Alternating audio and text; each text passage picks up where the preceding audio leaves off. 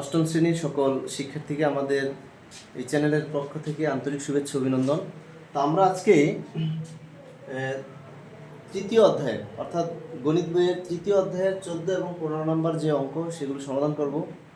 তো সেক্ষেত্রে আমাদের 14 নম্বর প্রশ্নটি হচ্ছে, একটি আয়তকার ক্ষেত্রের দৈর্ঘ্য 48 মিটার এবং প্রস্থ 32 মিটার 80 সেন্টিমিটার। ক্ষেত্রটির বাইরের চারদিকে 3 মিটার বিস্তৃত একটি রাস্তা আছে, রাস্তাটির ক্ষেত্রফল নির্ণয় করো। তো আমাদের প্রথমে লিখতে হবে এক্ষেত্রে 14 নম্বর, দেখো, আয়তকার একটি ক্ষেত্রের ক্ষেত্রফল, আয়তকার একটি ক্ষেত্রের দৈর্ঘ্য, আয়তকার ক্ষেত্রের দৈর্ঘ্য, ক্ষেত্রের দৈর্ঘ্য হচ্ছে কত? 48 মিটার। তো আয়তকার ক্ষেত্রের প্রস্থ, প্রস্থ হবে কত? 32 মিটার 80 সেন্টিমিটার, 32 মিটার 80 সেন্টিমিটার। তো আমরা এর আগে একটি অঙ্কতে, অর্থাৎ যে 13 নম্বর যে অঙ্কটি, সেখানে আমরা মিটার এবং সেন্টিমিটার, এই সেন্টিমিটারকে আমরা কনভার্ট করে মিটারে লিখেছিলাম। তো এক্ষেত্রেও আমাদের সেম কাজ, অর্থাৎ সেন্টিমিটারকে আমরা যদি মিটারে নেই তাহলে 100 দ্বারা কি করতে হয়? ভাগ করতে হয়। তখন আর সেন্টিমিটার থাকবে না, দুইটাই হয়ে যাবে কি? মিটার। তো 32-এর সাথে আমরা 80-কে যদি 100 দ্বারা ভাগ করি সেক্ষেত্রে আমরা লিখতে হয় 0.8 এত মিটার, তাহলে 32.8 মিটার। সুতরাং আয়তকার আয়তকার আয়তকার ক্ষেত্রের ক্ষেত্রফল, ক্ষেত্রের ক্ষেত্রফল দৈর্ঘ্য গুণ প্রস্থ এত, এখন হবে কি? বর্গ মিটার।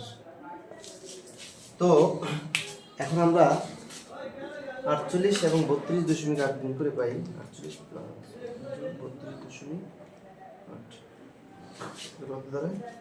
1574 বর্গ মিটার, বর্গ মিটার। তো আমরা এখানে আবার বলা হচ্ছে কি, যে বাইরের চারদিকে, ক্ষেত্রটির বাইরের চারদিকে 3 মিটার বিস্তৃত একটি রাস্তা আছে। যেমন ধরো এটা হচ্ছে একটা আয়তক্ষেত্র, আমরা এই আয়তক্ষেত্রের ক্ষেত্রফল পাইলাম কত? 1574.4 বর্গ মিটার, বর্গ মিটার। কিন্তু বাইরের চারদিকে, অর্থাৎ এর বাইরে দিয়ে আরো কয় মিটার? 3 মিটার বিস্তৃত একটা রাস্তা আছে। তখন আমরা যদি রাস্তা সহ দৈর্ঘ্য নির্ণয় করি, অর্থাৎ আগে তো ছিল, এই দৈর্ঘ্যটা ছিল কত? 48, তখন কিন্তু এইদিকে 3 মিটার, এইদিকে 3 মিটার, অর্থাৎ 3 দুই দিকে 6 মিটার বৃদ্ধি পাবে। সুতরাং আমরা লিখতে পারি, সুতরাং রাস্তা সহ, সুতরাং না লিখি, রাস্তা সহ আয়তকার ক্ষেত্রের দৈর্ঘ্য, ক্ষেত্রের আগে ছিল 48, এখন 3 মিটার করে দুই দিক দিয়ে বৃদ্ধি পেয়েছে। সুতরাং এখন হবে কত? 48 আর 6, এখন হবে 54 মিটার। আবার দেখো, রাস্তা সহ আয়তাকার ক্ষেত্রের প্রস্থ, প্রস্থটা আমরা কিভাবে লিখবো? প্রস্থ ছিল কত? 32.8, এর সাথে দুই দিক দিয়ে 3 দুগুণে 6 মিটার বৃদ্ধি পেয়েছে। 6 মিটার, এর কত? 38.8 মিটার। এই হচ্ছে রাস্তা সহ আয়তাকার ক্ষেত্রের প্রস্থ। তা এবার আমরা নির্ণয় করব যে রাস্তা সহ আয়তাকার ক্ষেত্রের ক্ষেত্রফল কত। সুতরাং রাস্তা সহ ক্ষেত্রফল, রাস্তা সহ ক্ষেত্রফল হবে রাস্তা সহ দৈর্ঘ্য ইন্টু রাস্তা সহ প্রস্থ ইন্টু রাস্তা সহ প্রস্থ, এত বর্গ মিটার। তো আমরা হিসেব করে দেখি কত হয়।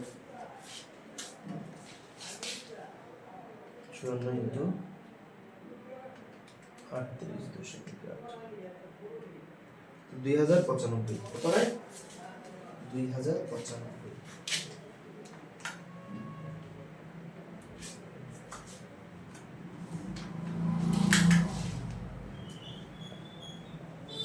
দশমিক 2 বর্গ মিটার, বর্গ মিটার।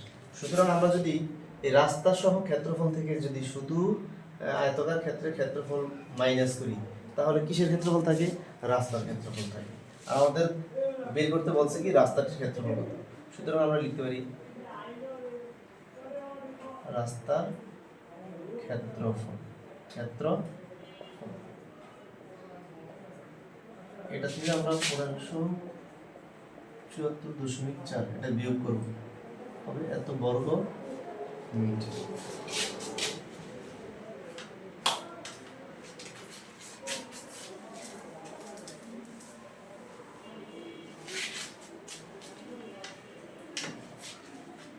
তো আমরা যদি মাইনাস করি তাহলে কত দাঁড়ায়? এখানে 2095 মাইনাস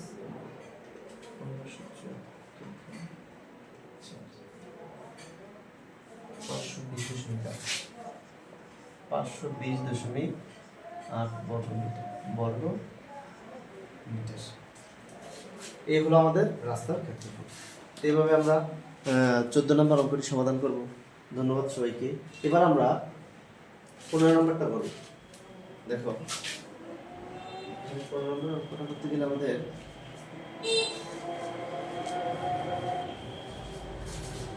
প্রশ্নটা কি আছে দেখো, একটি বর্গাকার ক্ষেত্রের এক বাহুর দৈর্ঘ্য হচ্ছে 300 মিটার এবং বাইরের চারদিকে 4 মিটার চওড়া একটি রাস্তা আছে, সেম আগেরটার মতোই। রাস্তাটির ক্ষেত্রফল কত? তো আমরা জানি দেখো, বর্গাকার বলতে বোঝায় যার দৈর্ঘ্য এবং প্রস্থ সমান, অর্থাৎ চারটা বাহুই কি সমান, এটা হচ্ছে বর্গাকার। তো বর্গাকারের তো আর দুইটা বাহুর দৈর্ঘ্য আলাদা আলাদা ভাবে দেওয়া থাকে না, একটা বাহুর মান দেওয়া থাকলে বোঝা যায় কি আর চারটা বাহুর দৈর্ঘ্য হচ্ছে কত মিটার? 300 মিটার। এই জন্য এখানে দেওয়া আছে একটি বর্গাকার ক্ষেত্রের এক বাহুর দৈর্ঘ্য হচ্ছে কত? 300 মিটার। তার মানে এই দৈর্ঘ্য এটাও 300 মিটার, প্রস্থ যেটাকে ধরবো সেটাও কি 300 মিটার। তো এই ক্ষেত্রে দেখো আমরা লিখতে পারি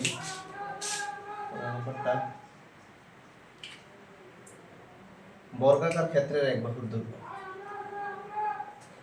বর্গাকার ক্ষেত্রের এক বাহুর দৈর্ঘ্য, বর্গাকার ক্ষেত্রের এক বাহুর দৈর্ঘ্য 300 মিটার। সুতরাং বর্গাকার ক্ষেত্রের ক্ষেত্রফল, বর্গাকার ক্ষেত্রের ক্ষেত্রফল হবে কি বলতো? ক্ষেত্রফল হবে দৈর্ঘ্য গুণ দৈর্ঘ্য, বা বাহু গুণ বাহু, দৈর্ঘ্য গুণ দৈর্ঘ্য। কারণ এখানে তার প্রস্থ নাই, সবই দৈর্ঘ্য।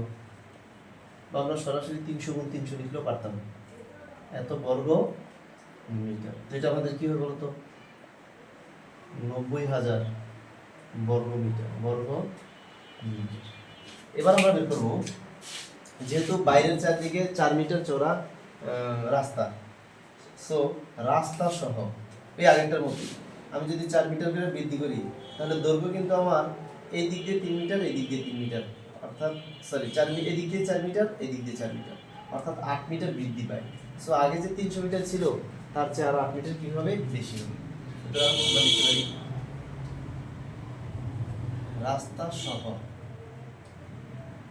বর্গাকার ক্ষেত্রে এক বাহুর দৈর্ঘ্য।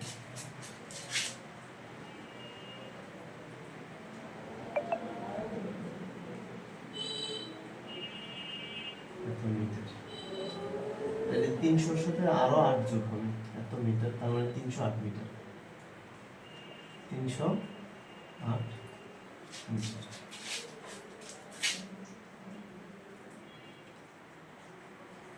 রাস্তা সহ বর্গাকার ক্ষেত্রের ক্ষেত্রফল। এবার আমরা রাস্তা সহ দৈর্ঘ্য ইন্টু রাস্তা সহ দৈর্ঘ্য এত বর্গ মিটার। 308-কে 2 বার গুণ করলে কত হয়?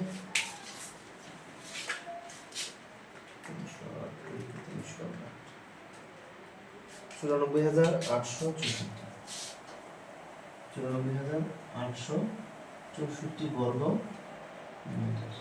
তো এবার যদি আমি এই রাস্তা সহ ক্ষেত্রফল থেকে আমি যদি শুধু বর্গক্ষেত্রের ক্ষেত্রফলটা বিয়োগ করি তাহলে শুধু রাস্তার ক্ষেত্রফলটাই থাকে। সুতরাং আমরা লিখতে পারি, সুতরাং রাস্তার ক্ষেত্রফল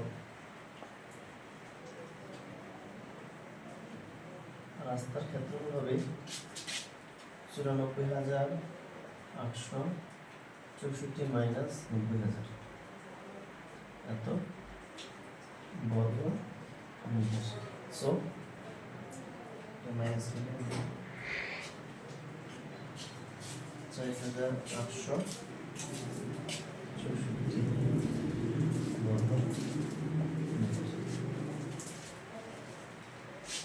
এভাবে আমরা 15 নম্বর অঙ্কটি কি করতে পারি, সমাধান করতে পারি।